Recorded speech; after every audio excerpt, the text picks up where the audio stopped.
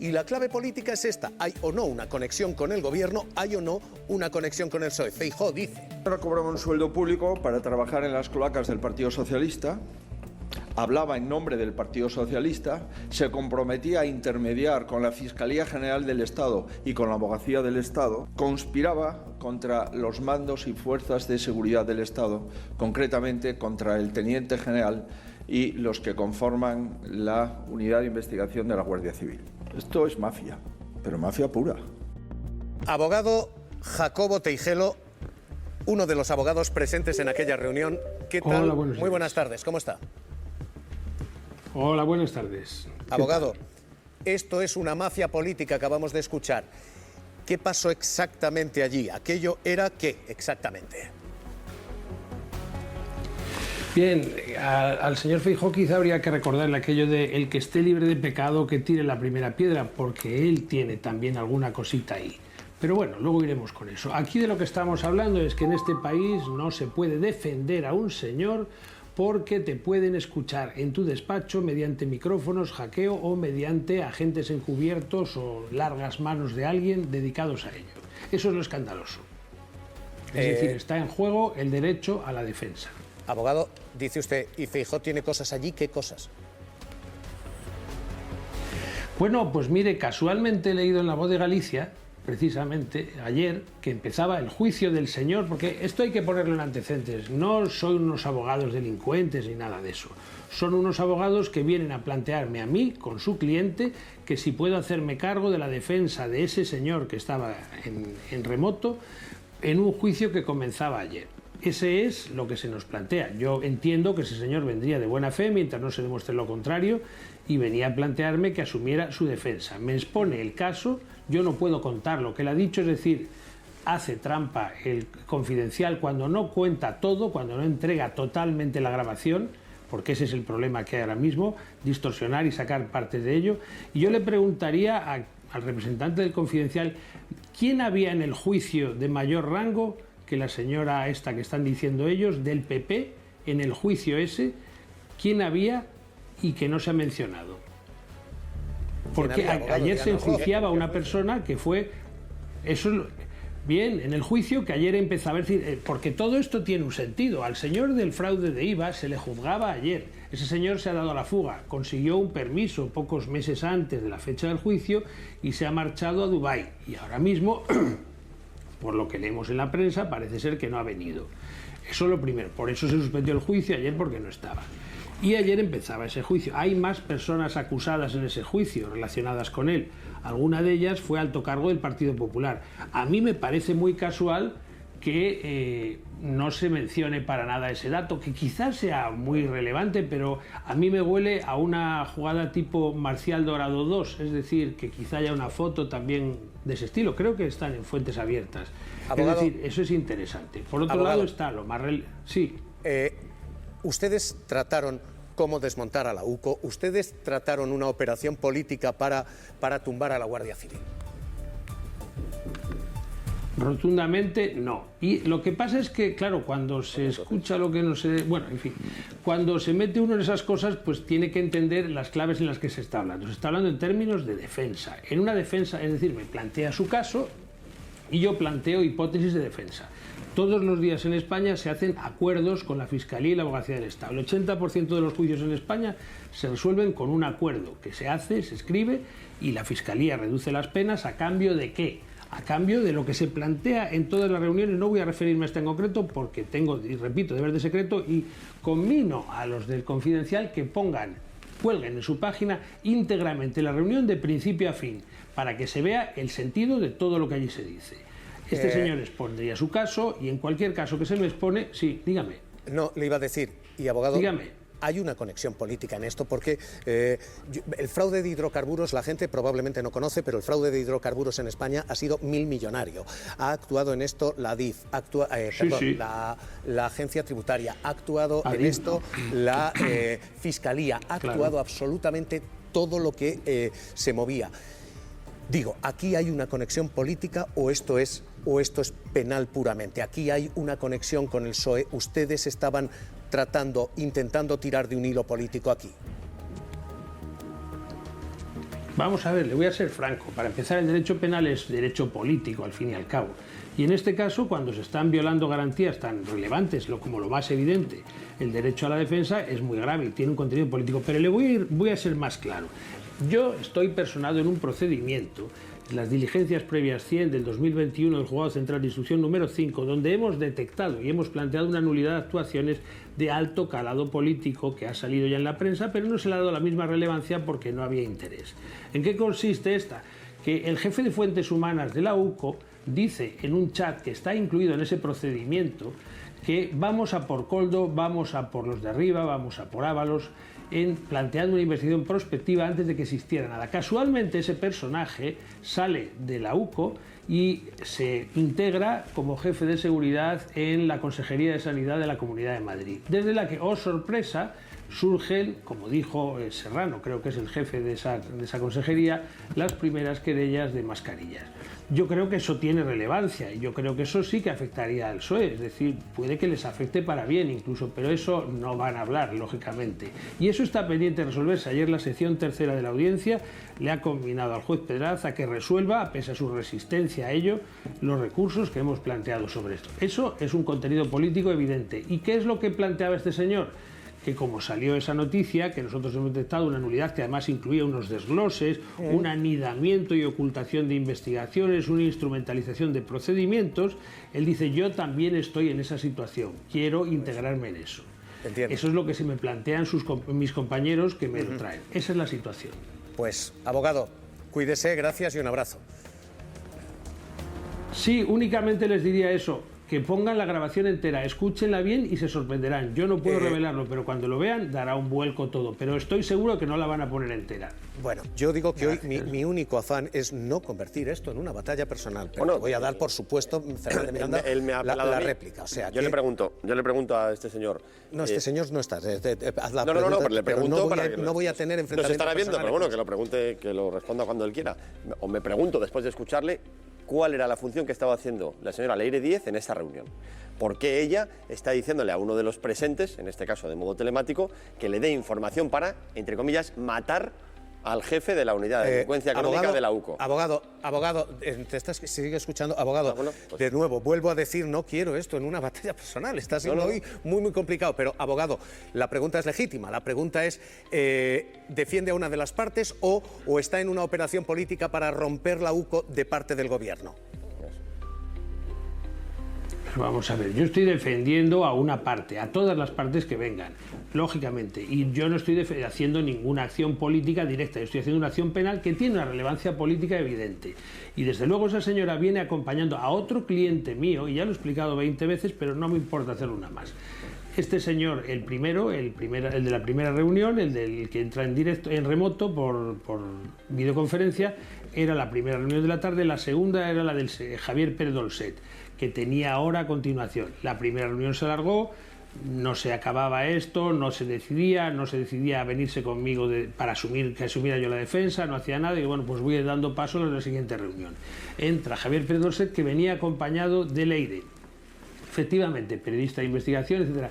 Curiosamente, y esto lo podrán desmentir si fuera cierto, Javier Pérez Dolcet ha venido también en otras ocasiones. ¿Con quién? Con Olmos.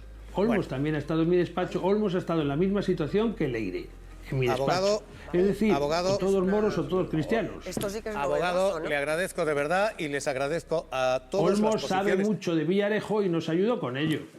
¿Aquí qué tenemos? ¿Mafia o mafia política? Ekaizer. A mí me parece que hemos hecho un globo de una historia que es una conversación que tiene algunos visos, como decía Teijelo, a quien conozco de hace muchos años, y que se dedica a este tipo de negociaciones y conversaciones con clientes, con el señor Pérez Dolcet, que evidentemente viene desde hace ya mucho tiempo filtrando cintas que él utiliza como venganza por la situación carcelaria que sufrió y contra el comisario José Manuel Villarejo. En los medios de comunicación se conoce a Pérez Dolcet. Por lo tanto, estamos aquí ante un globo. Lo que han montado con esta cinta es un globo. Y evidentemente, el pescador de globos, que se llama Feijóo, pues está dispuesto a comprar cualquier cosa. Creo que no hay absolutamente nada del punto de vista comprometido. Que se pueda negociar con la Fiscalía. Primero, No se ha hablado de la Fiscalía General del Estado, no manipulemos. Se ha hablado de los fiscales. Nadie ha dicho Fiscalía General del Estado, como he oído a algunos de los contertulios. Fiscalía. Digo porque ahora está de moda, ya que vamos a ver al fiscal general sentado en el banquillo, pues ya de paso endosémosle todo. Entonces, hablaron de Fiscalía. Que esto es una cosa absolutamente normal, negociar, ya lo habéis dicho, y que los abogados tratan de utilizar este argumento para pescar clientes también. Por lo tanto, Javier, creo que le has dado demasiado tiempo a este tema. Yo tengo una duda, Mateo. ¿Cuál es la prueba que digamos, va contra el fiscal general del Estado ahora mismo? El informe de la UCO, no hay otra, no hay más, no hay más, porque es que realmente no hay nada más. O sea, el informe de la UCO que habla efectivamente con esa literalidad de la preeminencia, del conocimiento por parte del fiscal general de este correo, por cierto, un conocimiento, digamos, que tampoco dice en qué momento, o sea, sabe que fue el 13 de marzo que se pudo acceder a este correo, pero no dice nada más. ¿Cuál es la prueba principal que tiene la UCO? No la hay. Es una inferencia. Digamos que estamos en el capítulo de las inferencias. Infiero que llega a esta conclusión por indicios, digamos, circunstanciales, ¿no? No hay un indicio directo que diga eso. Que es una inferencia, ¿no? Y que es la UCO la que habla de ese papel preeminente, poco menos que por eliminación, ¿no? Es decir, tiene que ser el fiscal, ¿no? Pero claro, se necesitará algo más, ¿no? Para juzgar y condenar a un fiscal general, que la eliminación, por cierto, cuando sabemos que decenas, si no cientos de personas tenían acceso a ese dossier, ¿no? A mí me sorprende mucho que todo surge de un proceso, ¿no? Avanzado, de un expediente avanzado contra una persona particular, pero con evidentes vínculos con una líder política por delitos fiscales y Hacienda. Después eso se transforma todo en un asunto de revelaciones de secretos por parte del fiscal general, pero las contradicciones que hemos visto en todo este proceso afectan sobre todo a la parte de González Amador. Es decir, que serían los que tendrían que tenerlo todo más claro, ¿no? Si son víctimas, ¿no? Es decir, los que tendrían que tener las contradicciones son los demás. Y yo de momento no veo, bueno, la UCO tampoco es capaz de explicitar, más allá de decir que el fiscal tenía un papel preeminente, cuál es la prueba, cuál es la pistola humeante, dónde está de manera contrastada aquello que incrimina, ¿no? al fiscal general. Y lo que estamos viendo desde entonces son contradicciones realmente increíbles, como las de su defendido con su abogado, ¿no? Ahí no debería haber ninguna contradicción, ¿no? Si ellos son inocentes, si tan claro está, tendría que estar todo bastante más afinado que lo que estamos viendo, ¿no? Pues mira, para poner información a todo lo que estáis aquí comentando, Alejandro Hamlin, ayer estuvimos en el juicio, siguiendo el juicio de la trama de hidrocarburos. Es un juicio por una de las piezas muchas que hay en la Audiencia Nacional. Alejandro Hamlin es la persona con la que habla... Efectivamente, la persona central de estas informaciones que estáis hablando. Está defendido por el mismo abogado que Víctor de Aldama. Creo que es relevante esta información.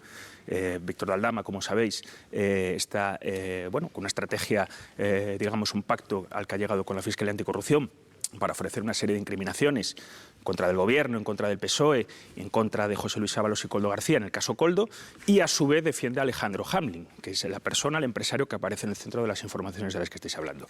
Yo creo que hay que aportar este contexto para dar un poco más de profundidad. ¿Y el otro? ¿El otro empresario? ¿Qué pita? ¿Qué otro empresario?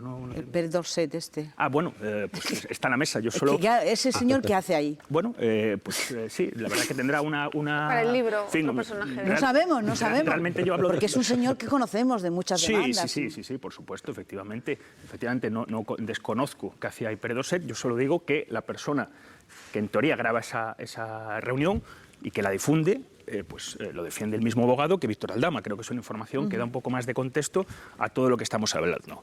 El tema de la UCO, bueno, el tema de la UCO es un tema también de profundidad, porque en la Audiencia Nacional hay como media docena de causas por tramas de hidrocarburos. La UCO ha dirigido la investigación de todas esas tramas y hay algunas que están, digamos, solapadas, investigaciones que se solapan, desgloses que no son, o sea, que se está investigando, se está analizando por parte de la justicia si han sido ilegales, o sea, utilización de investigaciones de una u otra trama, etcétera. Y, por ejemplo, hay un juzgado de la Audiencia Nacional que recientemente la Sala le ha ordenado abrir un recurso, admitir un recurso para ver efectivamente si la UCO hizo bien su trabajo en determinadas investigaciones de hidrocarburos. O sea que vamos a ver cómo acaba esto. O sea, es un asunto que tiene más carga de profundidad de lo que parece.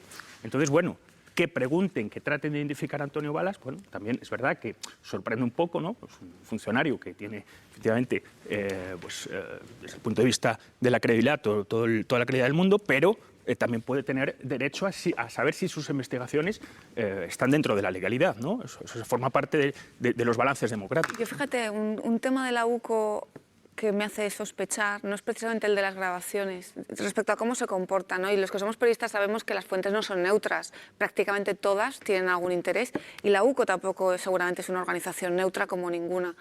Lo que me hace un poco sospechar precisamente es el informe el supuesto informe que no existe aún de la UCO, que se filtró a los medios por ser algo que iba a ser muy contundente contra Santos Cerdán. Yo creo que cosas como esas a la UCO y a Antonio Balas, que es la persona por la que se pregunta, no le convienen, porque entonces, si no existe ni el informe, entonces alguien de dentro de la UCO está repartiendo información interesada sobre asuntos que afectan directamente al partido del gobierno, que no tiene un informe que lo respalde, es decir, no hay nada objetivo que lo respalde. Entonces, lo que está diciendo esa filtración, digamos que es una filtración a futuro, ¿no? Ni siquiera es una filtración de presente, una filtración de un informe que va a existir. Yo creo que a la UCO, como institución de la Guardia Civil, no le conviene para nada que los ciudadanos pensemos que antes incluso de que se redacten las cosas, hay alguien allí que le está pasando esa información a medios de comunicación, hablando de cosas que van a ser muy graves y muy contundentes, cosas que todavía no hemos podido ni leer, ni siquiera los propios medios, al parecer, que lo han publicado, ¿no? Y en ese sentido, creo que estos audios, que sí que existen los audios, a diferencia del informe, que al parecer no existe todavía, creo que es una cuestión que abunda un poco más en esas dudas que pueden surgir sobre la neutralidad de la UCO. Y en ese sentido creo que no les conviene este tipo de filtraciones. Y lo que vemos en este sentido es que cualquiera de los dos grandes partidos pueden no hacer su relato a partir de lo que está ocurriendo de la manera que le interesa. El Partido Popular, obviamente, utilizar estos audios para una piedra más en esa especie de soflama frente al gobierno o contra el gobierno, de un gobierno que utiliza las instituciones, y por parte del gobierno perfectamente puede, ¿no? Digamos, argumentar que desde las propias instituciones se les está haciendo daño. Hemos hablado de instituciones judiciales, también en este caso de instituciones policiales. Para que veáis un poco el nivel del tema de la trama de hidrocarburos, aparte de la capacidad corruptora que ya queda muy clara, porque digamos que las defraudaciones son masivas. Estamos hablando que en las tramas que os he comentado hay media docena investigándose en la Audiencia Nacional, hay guardias civiles implicados, guardias civiles de la UCO implicados, porque estamos hablando de que el nivel de corrupción que tenían estas tramas son muy elevadas. Y en el caso de Alejandro Halmin, el empresario al que hacéis referencia, este hombre está en Dubái porque un juzgado le autorizó irse a Dubái a sabiendas de que tenía ya un escrito encima de la mesa de acusación en el que le piden más de 70 años de prisión y multas millonarias. Se va a Dubái por motivos de trabajo, le autorizan ese viaje, tenía que haber regresado a España el 5 de abril, y no regresa a España y sigue en Dubái. ¿Y qué hace en Dubái? Bueno, pues según él, según se contó ayer en el juicio, que la Fiscalía no se creyó en la motivación, está retenido por una deuda civil de unos 3.000 euros. O sea, un hombre que presuntamente ha blanqueado 30 millones de euros está en Dubái por una deuda de 3.000 euros. El tribunal ayer le dijo a su abogado, mismo abogado que Víctor Aldama, reitero, que el 30 de junio tenía que estar aquí en España, si no, se iba a decretar una orden de búsqueda y captura. El juicio iba a empezar ayer y se ha tenido que retrasar hasta el 30 de junio por este motivo.